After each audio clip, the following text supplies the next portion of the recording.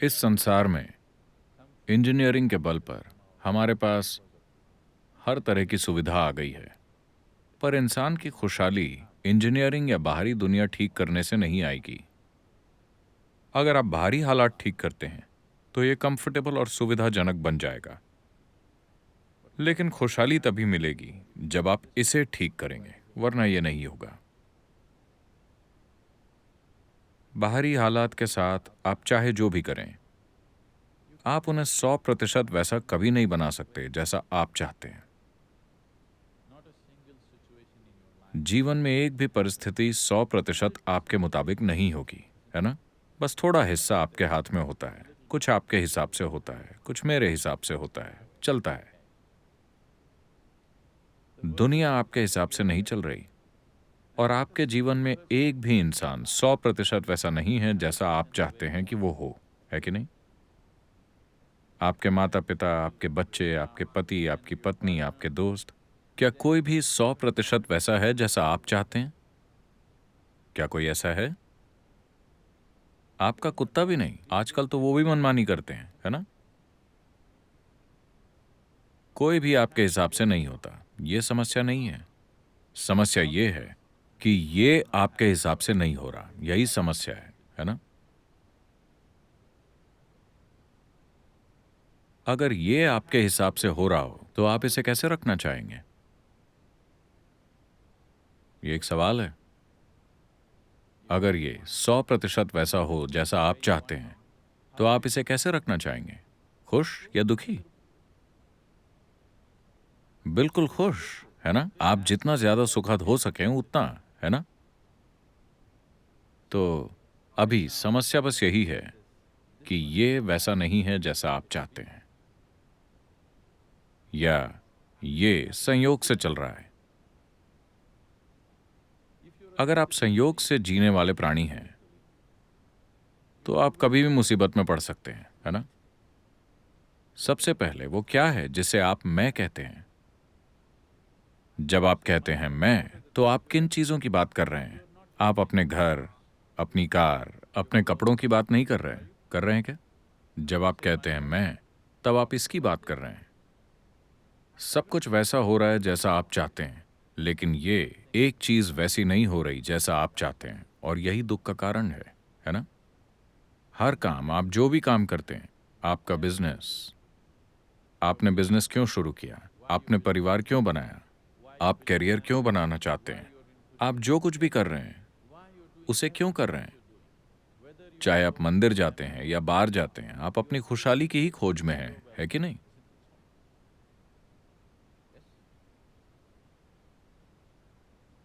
जो आदमी मंदिर जाता है उसे लगता है कि उसकी खुशहाली वहीं है। जो आदमी बाहर जाता है उसे लगता है कि उसकी खुशहाली वहीं है। ऐसा ही है ना?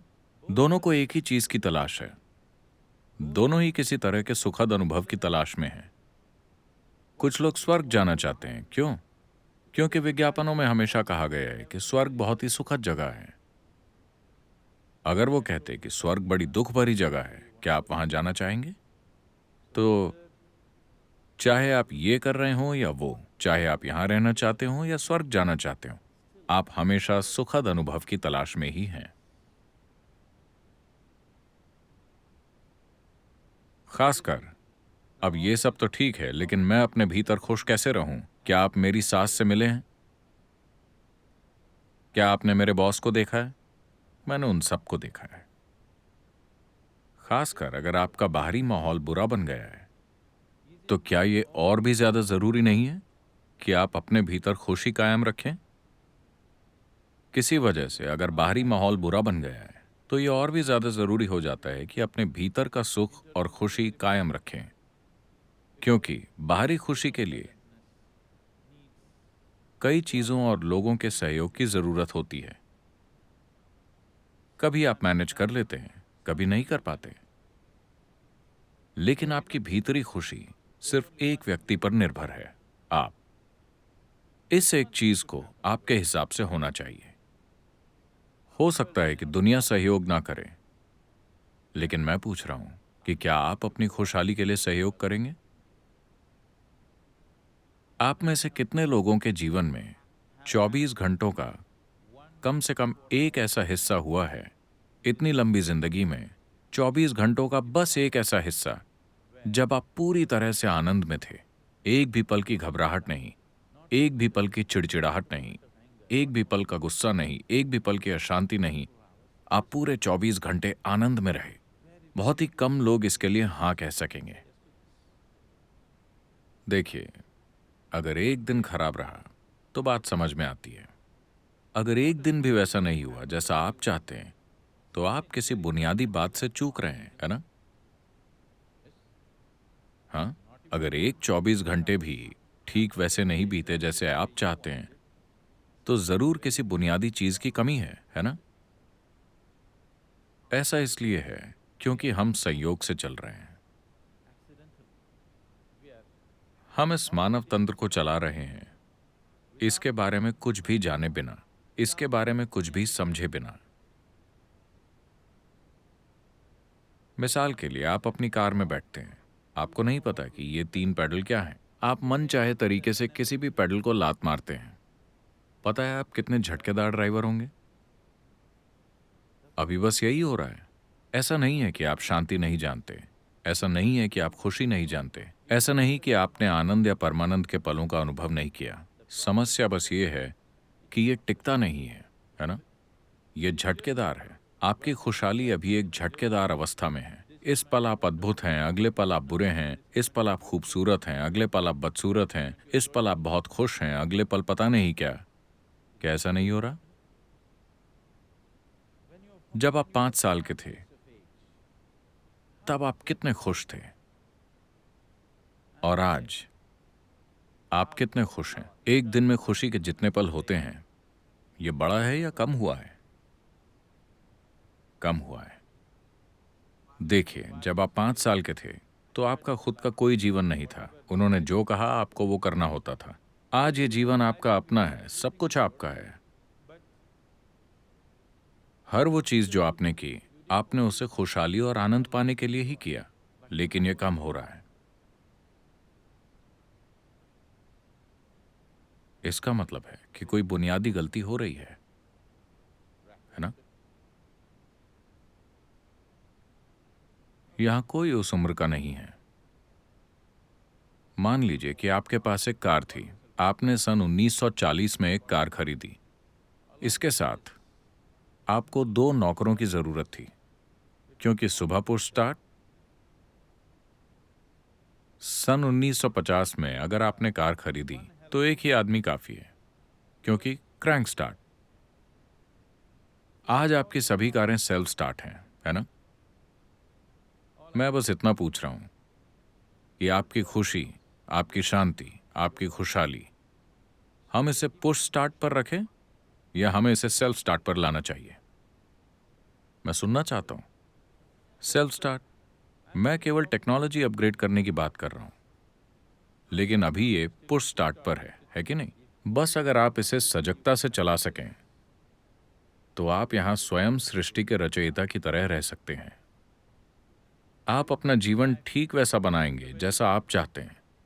तो मेरे ख्याल से सबसे अहम इंजीनियरिंग यही होगी कि आप खुद की इंजीनियरिंग करके खुद को वैसा बनाएं जैसा आप चाहते हैं, इससे पहले कि हम दुनिया की इंजीनियरिंग शुरू करें। एक बार जब आप एक इंसान के रूप में इस दुनिया में आते हैं, तो केवल जिंदा रहना और गुजारा चलाना काफी नहीं होता, है ना? केवल खाना, सोना, बच्चे पैदा करना और एक दिन मर जाना एक इंसान के लिए काफी नहीं होता।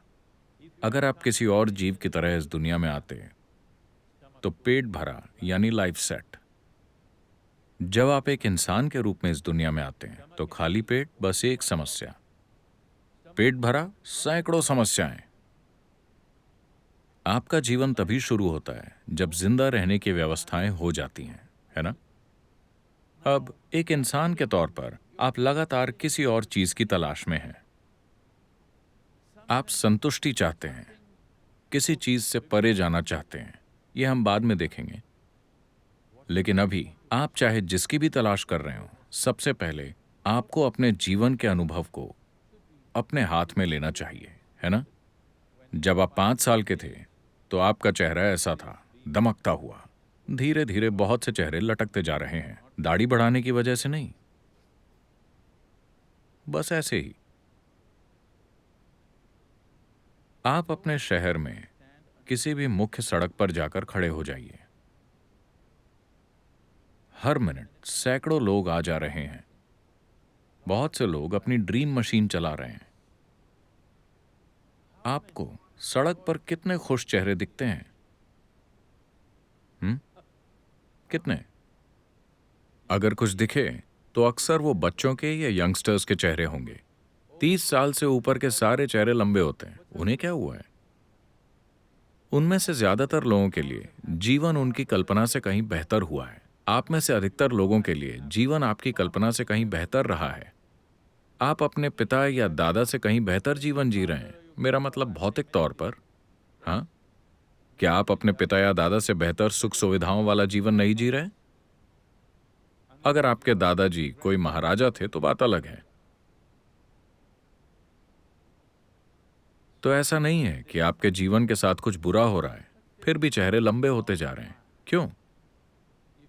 अगर आप अपनी खुशी की तलाश में हैं और आप पूरी दुनिया को ठीक करना चाहते हैं, तो ये दूरी कभी पूरी नहीं होगी। If you turn around, it is right here.